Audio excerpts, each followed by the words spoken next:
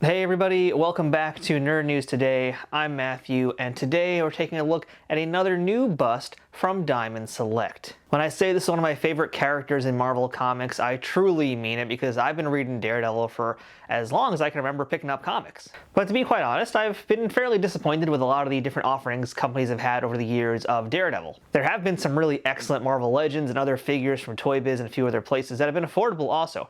But as far as statues go, sometimes they just really haven't connected with me in a great way, I guess. So I've kind of really avoided them for the most part. But this latest piece from Diamond has me very optimistic because I like what they've done with this character in the past, and I'm pretty sure this is going to be a good one. So I've been burned a few times in the past. That makes sense when you're playing with the devil. But today I think we might have a winner here. So let's take a look right now at Diamond Select's latest resin mini bust of Daredevil, the Man Without Fear. This 1/7 scale mini bust was just recently released from Diamond Select, and I gotta tell you guys, I am excited for this one because it's a pretty dynamic, pretty interesting looking pose. It also feels like a very iconic Daredevil pose. This is a 1/7 scale mini bust, meaning that this is a little bit smaller than you get with like your normal Marvel Legends, let's say. So it's a little bit smaller in that scale, but I think it's still gonna deliver a lot on the details. So real quick, let's talk about this packaging here, and this is the box it comes in. It is very simple, very black, and very square. And that's pretty much the same across most resin pieces that Diamond does. They all tend to just have incredibly dark black boxes with just a single image on them. Although the image does change as you rotate it from left to right, so it's kind of fun because the image rotates along with it. The top of the box has the Daredevil logo on it, which is always nice. And that is kind of like the classic Daredevil logo too. Like this is the classic 90s style Daredevil logo, and it's basically held up through the years. The back of the packaging has a really strong bio about Daredevil. This is what I'm looking for. This is what I've always been talking about when I do these videos, about how I want them to have a nice, juicy, beefy bio. And this is exactly what I want. Now you and I, we already know who Daredevil is, that's fine, and the average consumer who's going to buy this also knows who Daredevil is, but really, you got all this space here, why not use it? And Diamond did a great job here. They gave a very, very in-depth bio. This might be one of the most in-depth bios I've seen on a box, so that's really cool. But most importantly, it lets us know the artist behind this Daredevil piece. And this was designed by Nelson X Asensio and sculpted by Juan Pitlook. We've seen both these guys together in the past, and they do great work, so my expectations are already pretty high for this Daredevil, but I think we've talked enough about this packaging here, so it's time for us to go ahead and get this guy out of the box and take a closer look at it from all angles. And here is our Daredevil mini bust now out of the box. I've zoomed the camera in real tight here so you can see myself, but also more importantly, see this Daredevil mini bust here. And there's a lot to discuss with this piece. First thing being that you might notice he's missing something here. Well, in case you're wondering what's up with that, Daredevil is packaged in a special kind of way. Because this arm is extended, they've actually packed it separately. So I have his other hand right here. I'll show you guys how that goes in. It's very easy, just like that. Comes in and out just as easily. So the way this works is there is a little tiny magnet inside Daredevil's forearm here. That's how it's going to connect, and that's ideally how it's going to stay in place. Now, this magnet's not strong enough for me to hold it like this and dangle Daredevil, and I would absolutely not recommend you do that. But at the very least, you should feel comfortable knowing that it will be secure in there, especially when it's sitting on a shelf. So let's just start now with taking a closer look at this piece and give you guys my initial thoughts, which are really that I am quite impressed and very happy with how this Daredevil mini bust looks. They nailed so many different elements of this character here, and it's hard to pick a favorite piece of this thing, but man, my big thing is just they got it right, and that's really what I wanted here. When you talk about Daredevil, he is one of the classic Marvel characters, and over the years he's gone through some changes here and there with his outfit, especially that weird blue outfit that he wore in the late 90s, but for the most part, his look has been the same. So when you're sculpting a character like Daredevil, it's almost like he's naked, So it's kind of nice that they were able to add some different things to make it feel like he's not naked. So there is a sense of fabric here, there's a sense of material, a sense of what he's wearing and that he is actually wearing something. And you partner that up with a great portrait on his head, some really nice texture across the board, wonderful pose, and a really cool base. And this makes for an excellent mini bust here. This is a standout piece.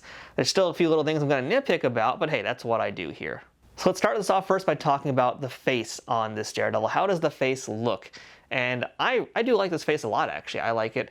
I think, as far as like a Matt Murdock, this reads to me like Matt Murdock. And his face, to be fair, doesn't really have too many distinguishing features. It's never really been a guy that's about that. The most part when he's out of the costume, you really will recognize Matt Murdock with his glasses on and for his blonde reddish hair.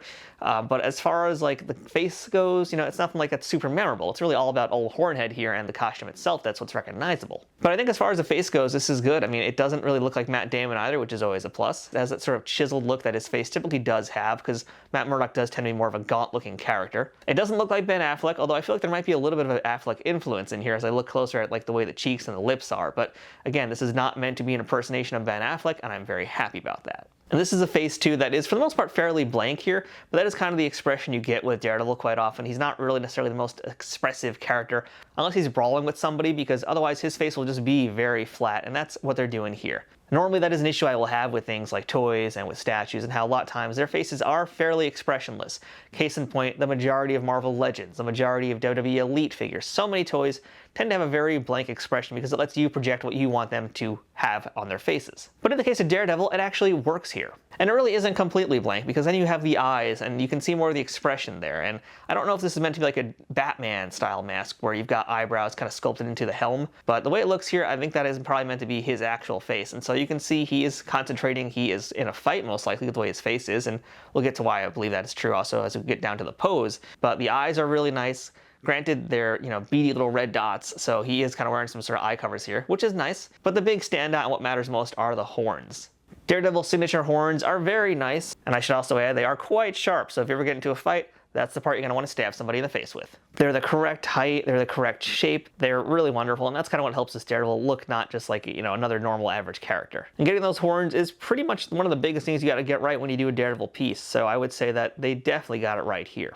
Other than that, you got ears that are covered up by the mask, nothing really to talk about there.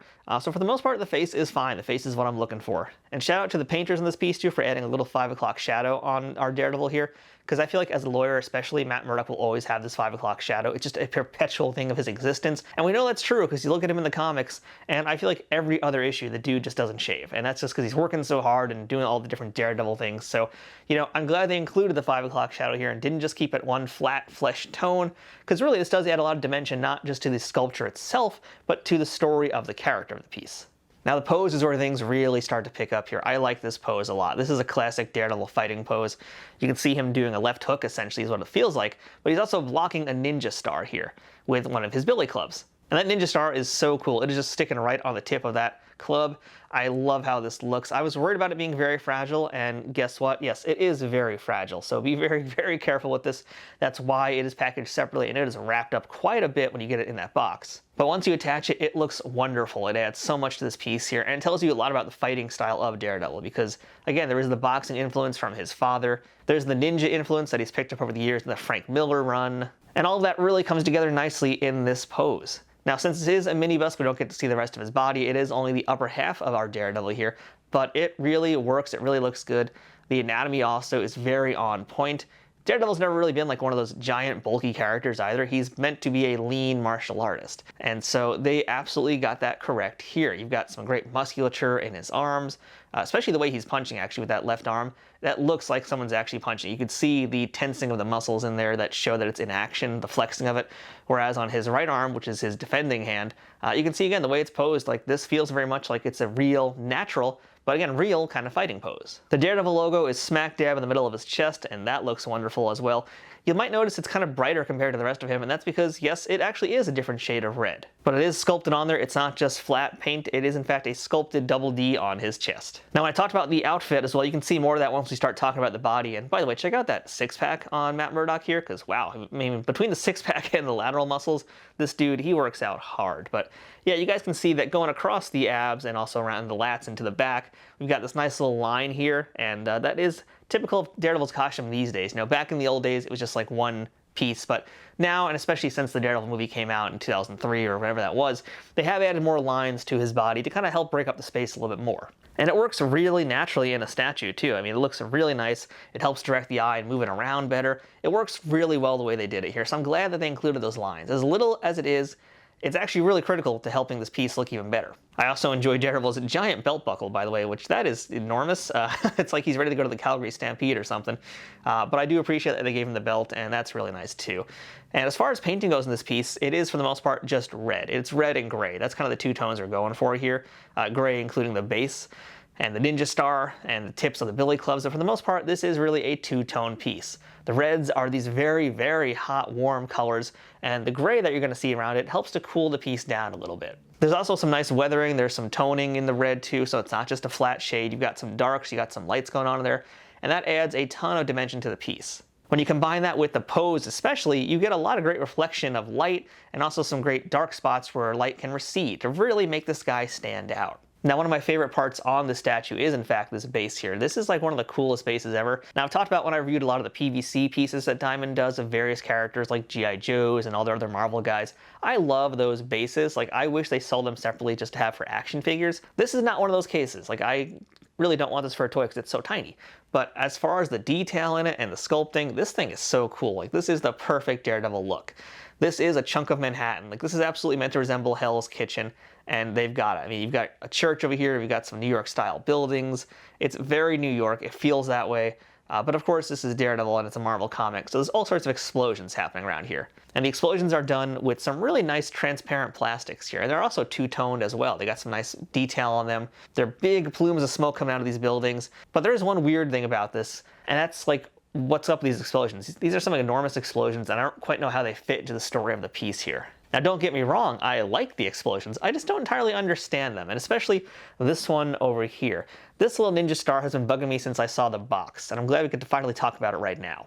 This ninja star is literally coming out of the building and exploding out of the building. Not just coming out, it's exploding out of the building.